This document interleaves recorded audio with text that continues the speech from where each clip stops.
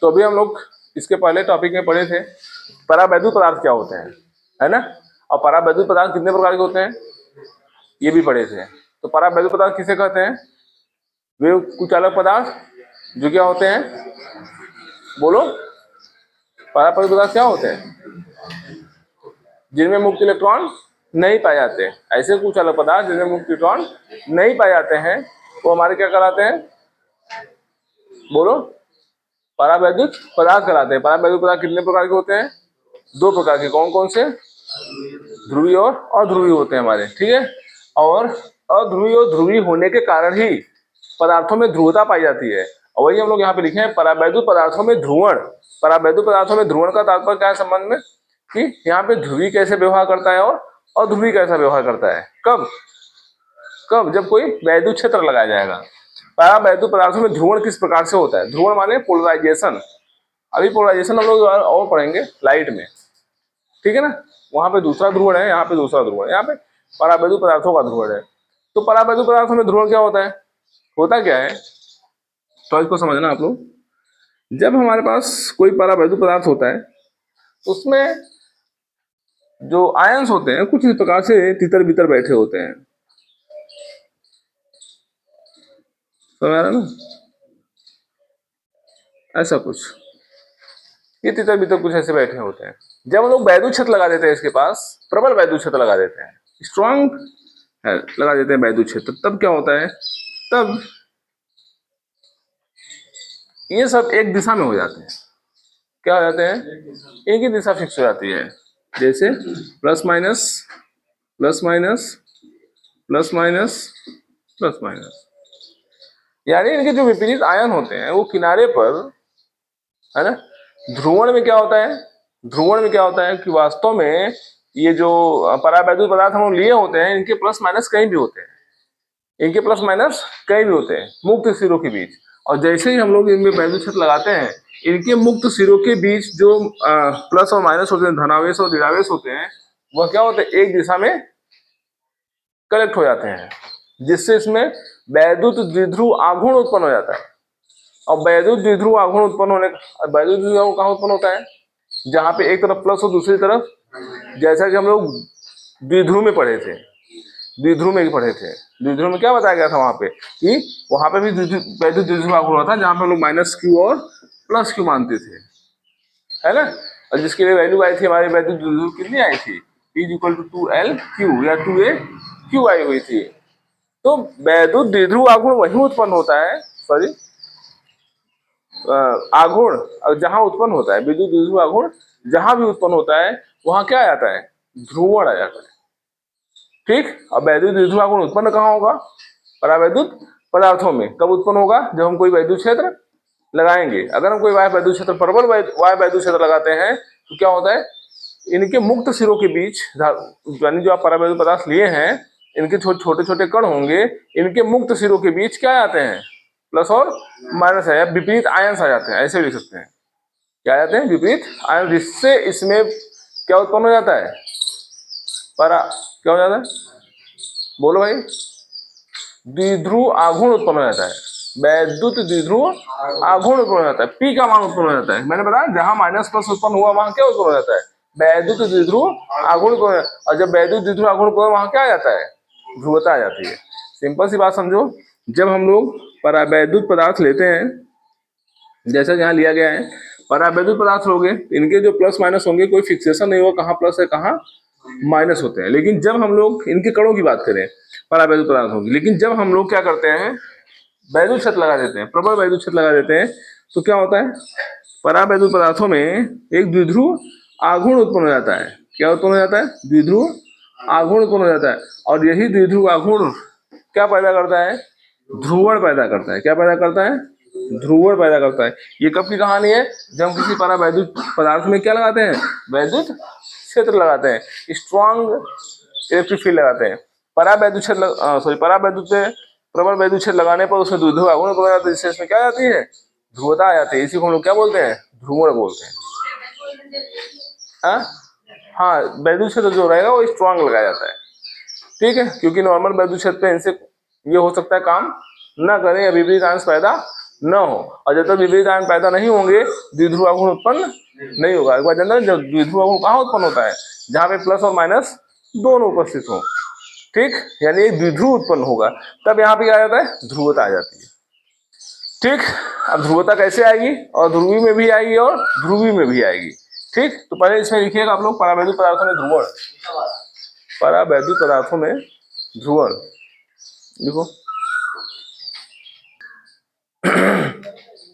एक आयतन का सीधा संबंध किससे है? 1 मीटर लंबा, 1 मीटर चौड़ा और 1 मीटर ऊंचा से। तो अगर ये लिखा है प्रति एकांक आयतन में उत्पन्न वैद्युत द्विध्रुव आघूर्ण, मान लो कि 1 मीटर लंबा है, 1 मीटर चौड़ा है, 1 मीटर ऊंचा है, अगर इसमें पूरा का पूरा वैद्युत द्विध्रुव आघूर्ण जितना उत्पन्न हो रहा है वही उसका क्या कहलाएगा?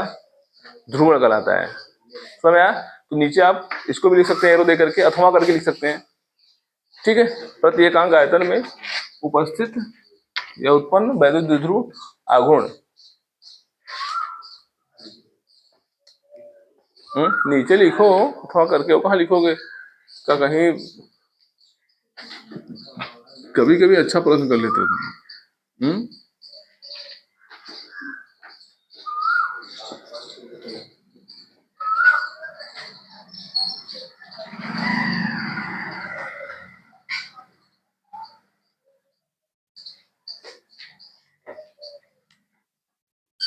प्रति एकांक आयतन में उत्पन्न वैद्युत द्विध्रुव आघूर्ण क्या कहलाता है? ध्रुवण कहलाता है।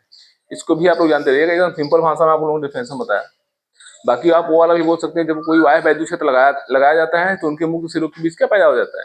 प्लस और माइनस पैदा हो जाता है, जिससे उसमें वैद्युत द्विध्रुव आघूर्ण उत्पन्न हो जाता है। और वैद्युत द्विध्रुव उत्पन्न होगा तो इस प्रक्रिया को हम क्या कहते हैं? ध्रुवण कहते हैं। ठीक है, और प्रति एकांक आयतन में उत्पन्न वैद्युत द्विध्रुव आघूर्ण, एक आयतन में कितना वैद्युत द्विध्रुव आघूर्ण उत्पन्न होता है? ये भी कहलाएगा हमारा।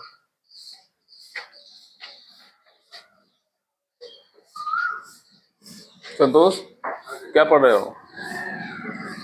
क्या पढ़ रहे हो? ये क्या चल रहा है टॉपिक? ध्रुवण चल रहा है। क्या चल रहा है? ध्रुवण। अगर कोई ध्रुवण की परिभाषा को लिखने के लिए आ जाएगी तब क्या लिखोगे? अभी याद करोगे? याद बात मत किया करो। क्या बताया?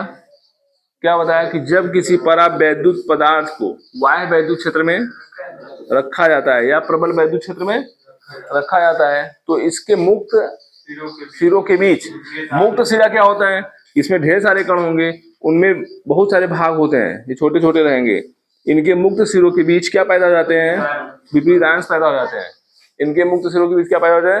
अब यहाँ पे ढेर सारे अगर प्लस और माइनस पैदा हो जाएंगे तो वहां पे क्या उत्पन्न होगा? वैद्युत द्विध्रुव आघूर्ण उत्पन्न होगा। और यही घटना क्या कहलाती है? ध्रुवण कहलाती है। यही घटना क्या कहलाती है? ध्रुवण कहलाती है। बोलो, वैद्युत द्विध्रुव आघूर्ण जानते हो? वैद्युत द्विध्रुव आघूर्ण को किससे प्रदर्शित करते हैं? वैद्युत द्विध्रुव आघूर्ण को किससे प्रदर्शित करते हैं? पी से। किससे व्यक्त करते हैं? पी से। नहीं जानते हो? पी का फार्मूला क्या होता है? पी का फार्मूला क्या होगा? बोलो, 2AQ या 2LQ, जो भी आप लिखना चाह रहे हो। ये तो 100 बार बताया गया है, कम से कम 20 बार तो बताया ही गया होगा। नहीं बताया गया? तो अगर कोई चीज 20 बार बता दी गई है तो उसके बारे में अगर आप सोच रहे हो कि याद करके बताएंगे तो ये आपकी पढ़ाई के परे है, इसलिए इसको जरूर जानते रहो। ठीक, कभी कभी 1 नंबर 2 नंबर सवाल पूछ लेते हैं यहाँ से। ये क्लियर हो गया? ठीक है, अब हम लोग देखेंगे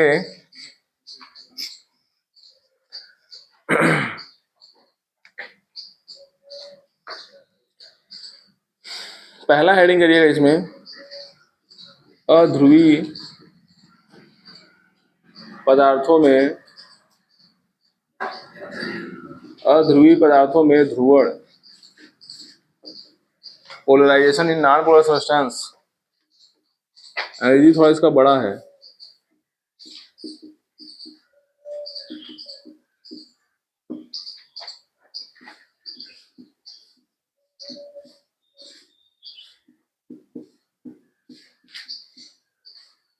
आप लोगों से पूछा जाए खटाखट बताओ, कोई चीज मिस मत करके चलो। वैद्युत द्विध्रुव को सबका कंफर्म हुआ? अभिषेक, क्या होता है बताओ? ये सॉरी, ध्रुवण। ध्रुवण क्या होता है? मुक्त सिरों के बीच। मुक्त सिरों का, हाँ हाँ, विपरीत आवेश उत्पन्न हो जाता है, जिससे वहां क्या पैदा हो जाता है? जिससे क्या वहां पैदा होता है? वैद्युत द्विध्रुव आघूर्ण उत्पन्न हो जाता है। अब यही परिघटना क्या कहलाती है? माने वैद्युत क्षेत्र लगाओगे तो प्लस माइनस पैदा होगा, प्लस माइनस पैदा होगा तो क्या उत्पन्न होगा? ध्रुवण। समझा? प्लस माइनस पैदा होगा तो पहले विद्युत द्विध्रुव आघूर्ण उत्पन्न होगा, और यही विद्युत द्विध्रुव आघूर्ण जो उत्पन्न होता है ये क्या कहलाता है? ध्रुवण कहलाता है। ठीक, ध्रुवण दो प्रकार से होता है। अध्रुवीय पदार्थों में ध्रुवण किस प्रकार से होता है उसको लिखना है, तो हेडिंग करिएगा अध्रुवीय पदार्थों में ध्रुवण।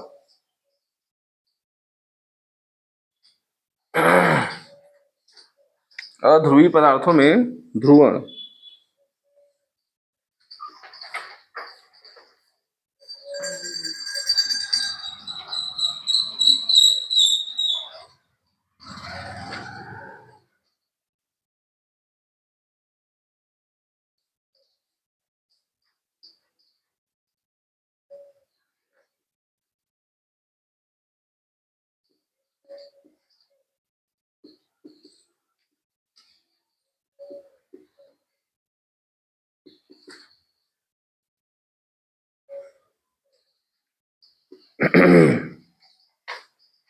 अध्रुवीय पदार्थों में ध्रुवण।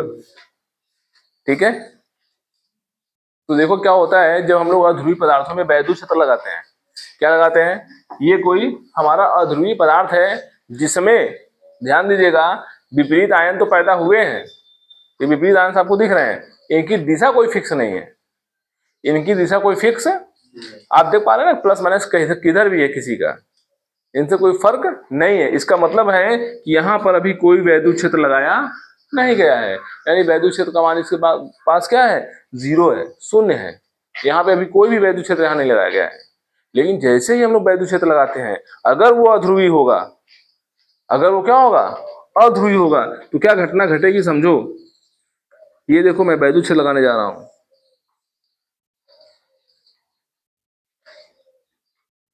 ठीक है, वैद्युत क्षेत्र जो लगाया हूं इसकी दिशा इधर से इधर है, ये भी ध्यान रखिएगा। वैद्युत क्षेत्र की दिशा को देखते हुए काम करना है। ठीक, ये क्या है? वैद्युत क्षेत्र की दिशा को दिखा रहा है। ठीक,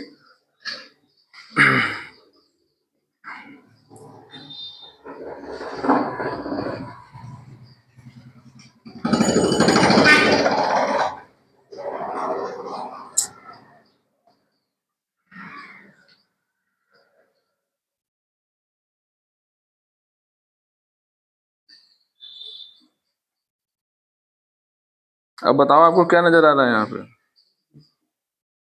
तो लोग सोच रहे हैं कि सच्ची लंबा वाला छेना तो नहीं रख रहे हैं? हाँ, क्यों भाई? और उस पर बढ़िया से जो है बादाम वादाम लगाया जा रहा है। चलो, क्या हो रहा है? वैद्युत क्षेत्र लगाने पे आप क्या देख पा रहे हैं? यहाँ पे सभी की दिशाएं फिक्स हो गई, सभी की दिशाएं फिक्स हो गई, यानी जो ध्रुवण इससे पैदा हुआ उसने क्या किया? इसमें जितने अवयव थे सभी की दिशाओं को इसने क्या किया? फिक्स किया। और फिक्स करने के साथ साथ एक बात और किया है, ये क्या किया है? माइनस को उधर किया है और प्लस को कहीं ऐसा नहीं है कि एक दिशा में जिधर मंगे उधर कर दो। नो, वैद्युत क्षेत्र के विपरीत दिशा में ऋण आवेश को रखना है। अगर वैद्युत क्षेत्र इधर है तो ऋण आवेश उधर रखना है। अगर मैं इसकी दिशा को पलट दूं वैद्युत क्षेत्र की, तो सब लोग अपना मुंह तुरंत इधर कर लेंगे। मुंह इधर करने मतलब समझ रहे हो ना, प्लस का माइनस इधर हो जाए, मतलब माइनस प्लस एक्सचेंज हो जाएंगे नाम से, मतलब वैद्युत क्षेत्र की दिशा को बदले नहीं, ये क्या हो जाएंगे? इनकी दिशाएं बदल जाएंगी। ये कहानी कहाँ चलती है? अध्रुवी में। कहाँ चलती है? अध्रुवी में। अध्रुवी में जब मैं वैद्युत क्षेत्र नहीं लगाया था तो इनकी दिशाएं कुछ इस प्रकार से थी। जब मैंने वैद्युत क्षेत्र लगा दिया, प्रबल वैद्युत क्षेत्र, और प्रबल वैद्युत क्षेत्र लगाते ही ध्यान दीजिए वैद्युत क्षेत्र की विपरीत दिशा में तुरंत क्या आ जाएंगे? माइनस वाले आएंगे। ऋणावेश किधर चला जाता है? ऋणावेश किधर? हाँ, विपरीत दिशा में संरेखित हो जाते हैं। ठीक, समझ में आ गया? और यही प्रक्रिया हमारी इस प्रकार से अध्रुवीय पदार्थों में ध्रुवण होता है। ठीक, तो लिखिएगा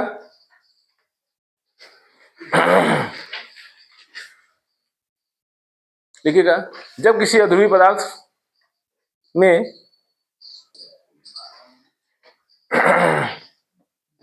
तो ये तो हो गया हमारा अध्रुवी वाला कंडीशन। दूसरा हेडिंग हम लोग करेंगे, ये तो अध्रुवी का था, दूसरा वाला हेडिंग करेंगे ध्रुवी। ध्रुवी पदार्थों में ध्रुवण, ध्रुवी पदार्थों में ध्रुवण।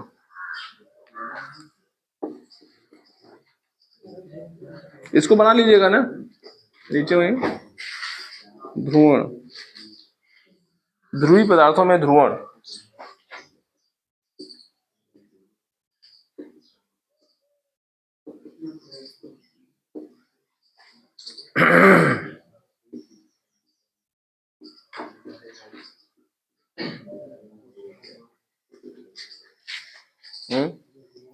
क्या हुआ ज्ञान से? बहुत सुबह से क्या क्या वो इम्प्योरिटी बहुत होती है उसमें, अशुद्धता बहुत है उसमें। सबसे बड़ी चीज कि उसको मतलब कंपनी जितनी भी है सब लोकल कंपनियां हैं, अगल बगल कोई बड़ौद बना रहा है, कोई हंडिया बना रहा है, कोई, ये लोग शुद्धता के स्थान पे एकदम जीरो है ना। कोई विशेष कंपनी एक आध दो है जो मार्केटों में उपलब्ध नहीं है ना, एक आध दो है जो मिलती है और उनका रेट थोड़ा सा ज्यादा रहता है, और जो बड़का पैकेट आता है 20 रुपये में, वो सब गाँव वाले हैं, वो सब कोई बड़ौद। अब देखो उस पर लिखा रहेगा, कभी कभी पैकेट में लिखा भी नहीं बना कहाँ का है, सीधा पन्नी पैक करके दे देते हैं लोग। अब दुकान वाला बेच दिया, खाने वाला भी खा करके मस्त, क्योंकि बच्चे ज्यादा खाते हैं उसको, जो बहुत ज्यादा पढ़ा लिखा होता है उसको बहुत कम खाता है। अब नहीं देखो वो लेके बैठा रहेगा चाय टोस्ट खा रहा होगा, ये सब गांव के लोग जितने होते हैं सब नालायक खा खा करके मस्त रहते हैं चाय टोस्ट, है ना। इसका यूज आप लोग ना करिए, सेवन इसका नहीं करना है ना बहुत ज्यादा। इससे अच्छा क्या है, सुबह सुबह आप पानी पी लो, पानी पीने के बाद क्या खाओगे, थोड़ा मोड़ा कुछ भी चना वगैरह समथिंग, जो भी आप अंकुरित चीजें हो या फिर कुछ फाइबर वाले आइटम्स हो, फल हो, फ्रूट्स हो, ये सब खा लो, ठीक है। चलो देखो, ध्रुवी पदार्थों में ध्रुवण, जब ध्रुवी पदार्थों में वैद्युत क्षेत्र लगाया जाता है, जब ध्रुवी पदार्थों में क्या लगाया जाता है, वैद्युत क्षेत्र लगाया जाता है, तो क्या हो जाता है, इनके जो अणु होते हैं, अणु कैसे होते हैं, ऐसे ही होते हैं। इनके जो अणु होते हैं वो वैद्युत क्षेत्र की दिशा में, वो वैद्युत क्षेत्र की दिशा में क्या हो जाते हैं, थोड़ा सा संरेखित हो जाते हैं या आंशिक रूप से संरेखित हो जाते हैं। वैद्युत क्षेत्र की दिशा में आंशिक रूप से संरेखित का मतलब क्या, कि अगर हमारे पास मान लीजिए अणु ऐसे था, ठीक है, मान लो कि अणु ऐसे था, रुको बढ़िया से बनाए, ये मान लो कोई मॉलिक्यूल है, ये भी कोई मॉलिक्यूल है। अब आपने क्या किया, वैद्युत क्षेत्र लगा दिया। जैसे वैद्युत क्षेत्र लगाओगे, ये मॉलिक्यूल मान लो वैद्युत क्षेत्र आपने ऐसे लगाया, ये घूम करके कुछ इस प्रकार से व्यवहार दिखाने लगेंगे, समझ ना। तो आंशिक रूप से ये लोग क्या होते हैं, वैद्युत क्षेत्र की दिशा में संरेखित हो जाते हैं। ध्रुवी वाले का थोड़ा सा अलग, क्योंकि ध्रुवी जो होगा, जो ध्रुवी वाले होते हैं हमारे पास, उनके पास क्या होते हैं, पहले से ही पॉजिटिव और निगेटिव होने के चांसेस होते हैं, लुईस इलेक्ट्रॉन प्राप्त होते हैं, है ना। अभी मैंने बताया जैसे अमोनिया होती है ना, तो इन लोगों के पास पहले से ही इलेक्ट्रॉन वगैरह उपलब्ध होते हैं, ठीक है ना। तो जैसे इनको क्या किया जाता है, वैद्युत क्षेत्र में रखा जाता है, तो तुरंत ही ये क्या होते हैं, वैद्युत क्षेत्र की दिशा में क्या हो जाते हैं, थोड़ा सा आंशिक रूप से संरेखित हो जाते हैं। लिखिएगा, इन पदार्थों को वैद्युत क्षेत्र में रखने पर, इन पदार्थों को वैद्युत क्षेत्र में रखने पर, इन पदार्थों को वैद्युत क्षेत्र में रखने पर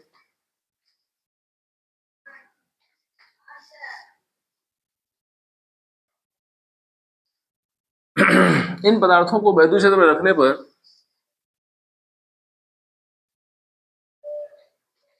ये वैद्युत क्षेत्र की दिशा में ये वैद्युत क्षेत्र की दिशा में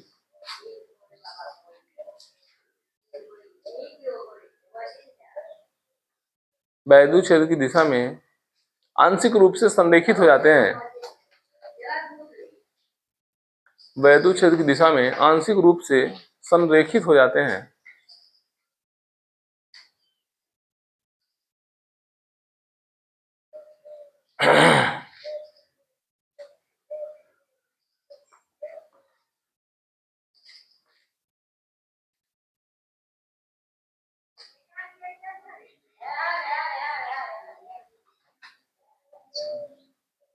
आंशिक रूप से क्या हो जाते हैं, संरेखित हो जाते हैं, ठीक है। देखो यार थोड़ा सा यहाँ पे समझो, जैसे हमारे पास CH4 है और हमारे पास अमोनिया है, ठीक है, हम बात अगर इनकी करें स्पेशली, तो ये क्या है, हमारा कार्बन है, कार्बन के पास कितने हाइड्रोजन है, 4 हाइड्रोजन है, कुछ इस प्रकार से इसकी संरचना बनेगा, ठीक है। और इसकी जो संरचना बनेगी कुछ इस प्रकार से बनेगी।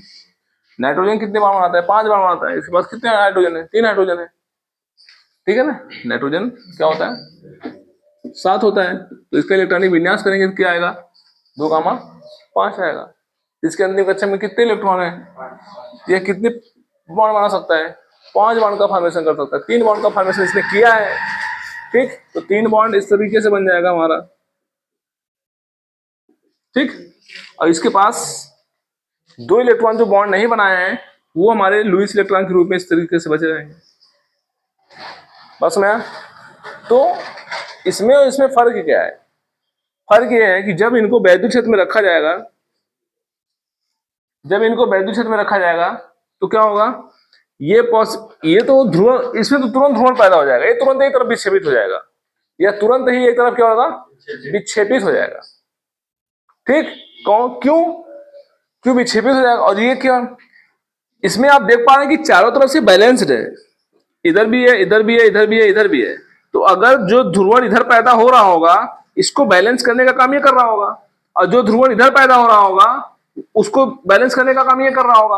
माने जितना ये खींच रहा होगा उतना ये इधर खींच रहा होगा, बराबर कार्बन बराबर हो जा रहा होगा, जितना ये इधर खींच रहा होगा इसको उतना इधर खींच रहा होगा, कार्बन वही रह जा रहा होगा। इस पर जो द्विध्रुव आघूर्ण का मान हो रहा है वो क्या हो जा रहा है, 0 हो जा रहा है। अगर इसका मान 0 हो गया तो इसमें ध्रुवता नहीं होगी। ये क्या होगा, इसमें कहानी कुछ अलग दिख रही है आपको, इसमें ये इधर खींच रहा है, ये इधर खींच रहा है, इधर खींच रहा है, और ऐसा लग रहा है कि ये सब एक दिशा में जा रहे हैं, इनका कोई फिक्सेशन नहीं। लेकिन अगर इस तरह ये भी होता ये भी ना, इसीलिए यह पोलर होता है और यह नॉन पोलर होता है, यानी यह अध्रुवी होता है और यह ध्रुवी होता है, क्योंकि इसकी ध्रुवता 0 है और इसकी ध्रुवता 0 नहीं है, ये किसी एक दिशा में जाने की कोशिश कर रहा है। और अगर हम यहाँ पे वैद्युत क्षेत्र लगा दें, इसमें लगा दें, इसमें लगा दें, जैसे ही इसमें वैद्युत क्षेत्र लगाएंगे इसके साथ क्या पैदा होने वाला है, प्लस और माइनस पैदा होने वाले हैं। क्या पैदा होने वाले हैं, प्लस और माइनस पैदा होने वाले, जो फिक्स दिशा में होंगे। और ये जब लगाएंगे तो ये क्या होते हैं, आंशिक रूप से वैद्युत क्षेत्र की दिशा में क्या जाते हैं, विक्षेपित हो जाते हैं। ध्रुवी कौन होते हैं, जो ध्रुवी होते हैं वो वैद्युत क्षेत्र लगाने पर वैद्युत क्षेत्र की दिशा में आंशिक रूप से क्या हो जाते हैं, विक्षेपित हो जाते हैं, ठीक, आंशिक रूप से संरेखित हो जाते हैं, जो भी कह लीजिए। और हमारा जो अध्रुवी वाला होता है उनमें क्या हो जाते हैं, विपरीत आयंस पैदा हो जाते हैं, विपरीत आयन जो पैदा होते हैं उसके कारण ध्रुवता उसमें होती है, ठीक। समझ में आ गया, ये नॉन पोलर और ये पोलर, ठीक। इसका स्पेशल फैक्टर पोलर और नॉन पोलर का केमिस्ट्री में बताया जाता है, ठीक है। बहुत सारे अनलिमिटेड एग्जांपल्स हैं इसके, बहुत ज्यादा, और अच्छे अच्छे एग्जामों में पोलर और नॉन पोलर पूछ लेता है, कहता है दिए गए यौगिकों में कौन सा ध्रुवी है, दिए गए यौगिकों में कौन सा ध्रुवी नहीं है ना। ऐसे नीट उट हर साल नहीं बनाता है, ध्रुवी या ध्रुव हर साल नीट आता है ना, ये पूछता ही है ध्रुवी या ध्रुवी का।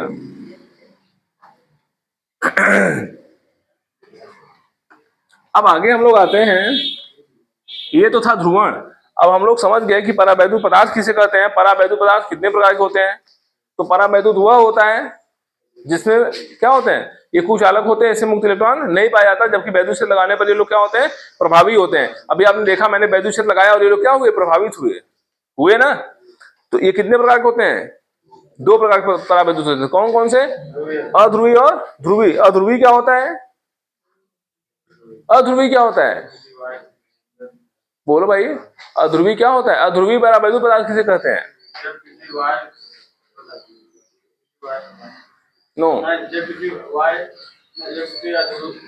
मैं क्या पूछ रहा हूँ, अध्रुवी परावैद्युत पदार्थ किसे कहते हैं, कल वाली क्लास में। हाँ,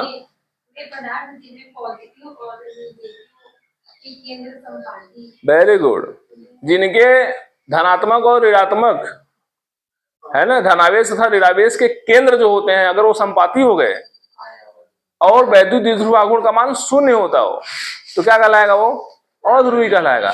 और अगर संपाती नहीं होते हैं और केंद्र भी अलग अलग होते हैं तो क्या कहलाएगा, बोलो, ध्रुवी कहलाएगा। समझ आया? अब हमने पढ़ा परावैद्युत पदार्थों में ध्रुवण कैसे होता है।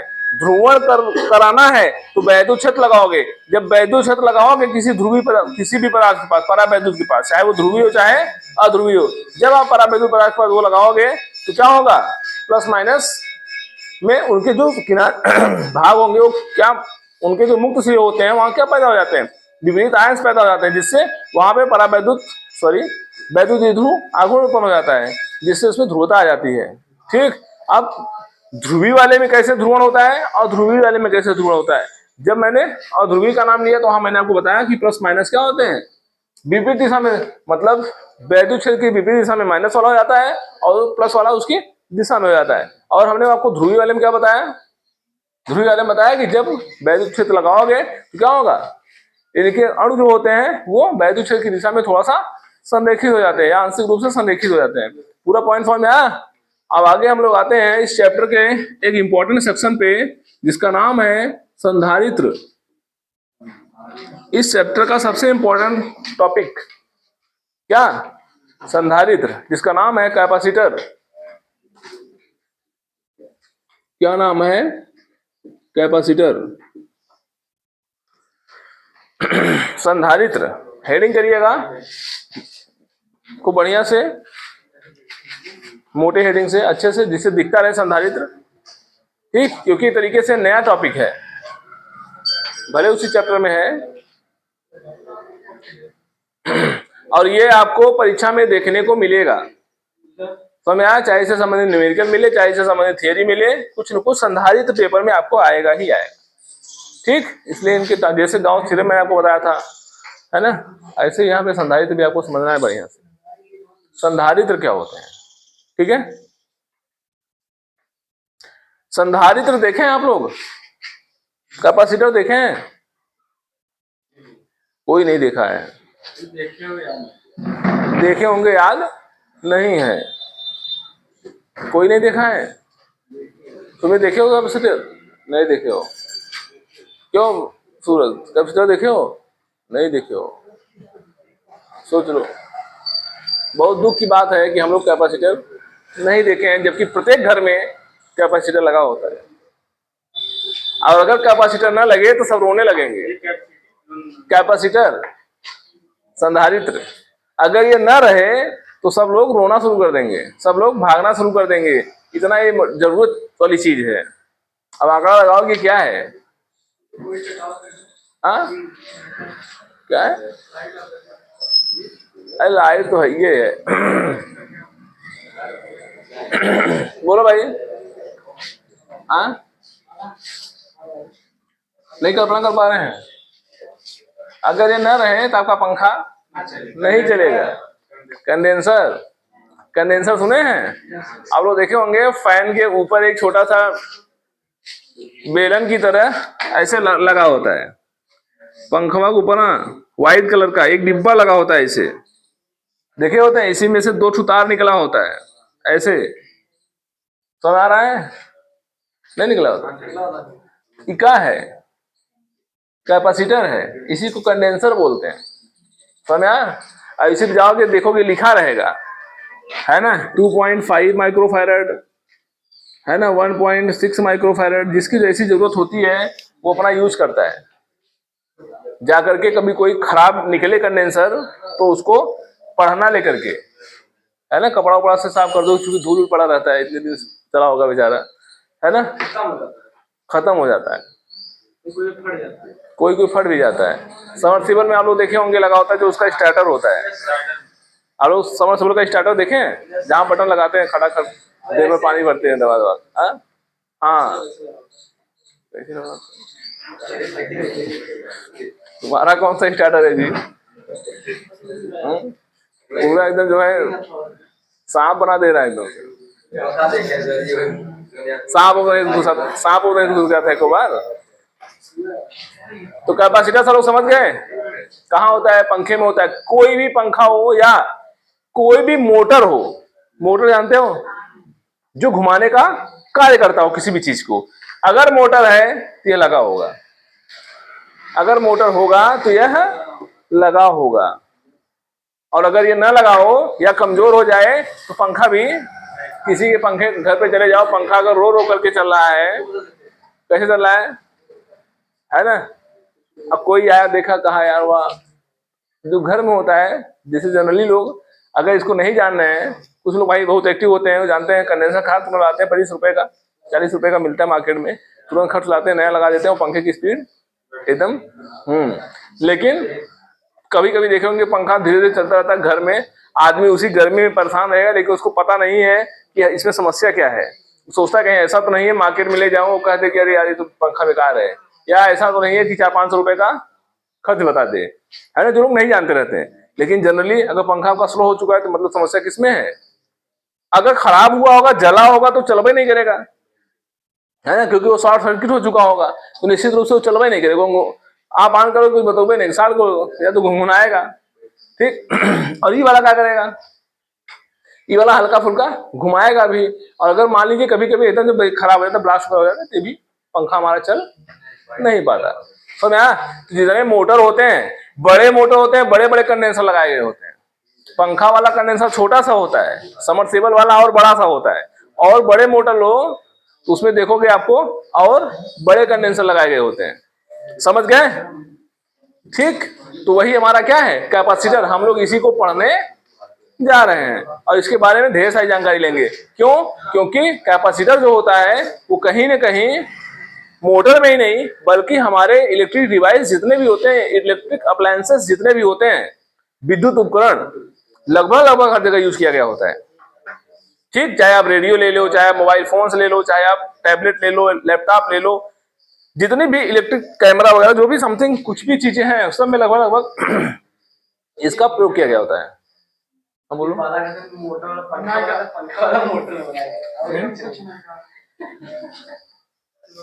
प्रियांशु मार दे तो क्या होता है। हाँ, साइज छोटी होती है, साइज बहुत छोटी होती है। आप लोग देखे होंगे, ए बाबू ऐसे मारने के छेद हो जाएगा, सीधा सुनो इधर। आप लोग देखे होंगे जो बाजा वजा होता है, रेडियो वेडियो या फिर कुछ, आप कोई चीज खोले होंगे, उसमें देखे होंगे, खोलिए उसको तो उसे बहुत छोटा सा ऐसे निकलेगा, बहुत छोटे छोटे कई चीजें लगी होती हैं, प्लेट ऐसे लगा था, प्लेट में बहुत सारी चीजें छोटी छोटी होती हैं। उसमें पढ़ना जहां पे यफ लिखा रहेगा या जहां पे म्यूएफ लिखा रहेगा, वो समझ जाना कौन है, वो संधारित्र है, समझा। क्योंकि इसका यूनिट ही फैराड होता है, और फैराड जो होता है वो किसका होता है, मतलब ये लिखा है तो जान जाओ कैपेसिटर है, ठीक है ना। तो ये लगभग लगभग हर जगह इसका यूज किया जाता है, इसको आप लोग अच्छे से जानते भी रहना, ठीक है ना, समझ आ रहा है नहीं। हाँ, तो इसको आप लोग जानते रहिएगा अच्छे से, ठीक है। अब ये जरूरी क्यों है हमारे लिए, क्यों जरूरी है हमारे लिए ये।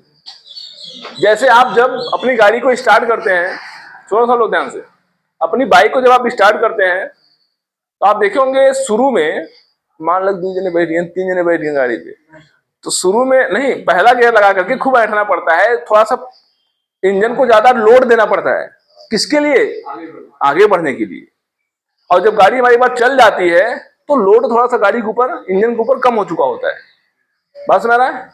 ऐसे ही जब हम साइकिल पे पैडल मारते हैं तो स्टार्टिंग में जब हम साइकिल को शुरू करने जाते हैं तो हमारा ताकत बहुत लगता है ना। और फिर क्या होता है, फिर जब स्पीड आपकी थोड़ी मैनेज हो जाती है तो आपको पता नहीं चलता, आप हल्का हल्का पैडल मारते हैं, आपकी साइकिल चलने लगती है। कभी ट्रक वालों को देखें, जब ट्रक वाला स्टार्ट करता है और शुरू से ओवरलोडेड गाड़ी होती है, अगर थोड़ा सा भी चलने की शुरुआत होती है तो बहुत ज्यादा धुआं निकालता है, देखें। इसका मतलब कोई भी चीज अगर चलना शुरू करती है स्टार्टिंग में, उसको ऊर्जा खूब चाहिए होती है, उसको ऊर्जा खूब चाहिए होती है, समझा। और जब वह गति में आ जाएगी तब उसको अत्यधिक ऊर्जा की आवश्यकता नहीं होती है। जैसे ट्रेन होती है, ट्रेन जितना तेल इंजन को स्टार्ट होकर के थोड़ी दूर जाने में लगा देती है, उतने में 150 किलोमीटर जाएगी। मतलब आज चलो मान लो लाइन से ही चल रहा है, अगर करंट की ही बात करें, जितना करंट वह स्टार्टिंग में और थोड़ी सी दूर जाने में खा जाएगी, उतना वो 50 किलोमीटर जाएगी। मतलब एक एवरेज बता रहे हैं आपको, ठीक। इसका मतलब क्या हो रहा है, इसका मतलब स्टार्टिंग में उसको खूब ऊर्जा चाहिए। अब पता चला पंखा हमें चलाना है, अगर हम डायरेक्ट पंखे को लगा दें, सुनो जी, अगर हम डायरेक्ट पंखे को लगा दें, स्विच को ऑन करेंगे, पंखा आपका नहीं घूम पाएगा, क्योंकि उसको घुमाने के लिए शुरुआत में अत्यधिक ऊर्जा की आवश्यकता है। अब हम लोग क्या करते हैं, इसको कनेक्ट किए होते हैं। ये क्या काम करता है, ऊर्जा को संचित करके रखता है। इसका काम क्या है, ऊर्जा का संचयन। कई बज रहा है 39। यह क्या काम करता है, अभी हम लोग इसके बेसिक फंडामेंटल को समझ लेते, फिर हम लोग इसको टॉपिक को पढ़ेंगे। यह क्या कर लेता है, ऊर्जा का संचयन कर लेता है। जब हम स्विच को ऑन करते हैं तो इलेक्ट्रिसिटी अपनी ऊर्जा देता है और यह भी अपनी ऊर्जा देता है, कहता है लो, जितना तुमको जरूरत है लो, और फिर घुमा देता है। और घुमाने के साथ साथ यह अपना काम कर लेता है, ठीक। और जब ये लगातार चलता रहता है, बिजली मतलब ये पहले कलेक्शन करता है, ऊर्जा का संचयन करता है, फिर क्या करता है, देता है।